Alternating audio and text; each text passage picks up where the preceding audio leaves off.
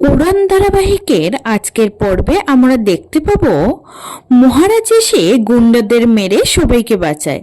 তারপর পূজা এবং শিবকে খুঁজতে ভেতরে যায়।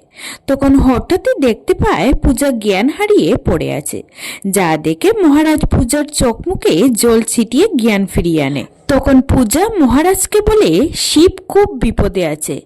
অরিন্দম চট্টরাজের গুন্ডাগুলো শিবকে ভেতরে আটকে বাইরের দেওয়াল তুলে দেয়।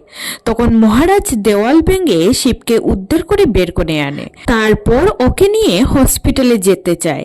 তখন শিব বলে যে ও কিছুতেই হসপিটালে যেতে চায় না, ও বাড়ি ফিরে যেতে চায়। শিবের এই অবস্থা দেখে মহারাজ বলে, ভুল করেছ অরিন্দম চট্টরাজ, ভুল করেছ।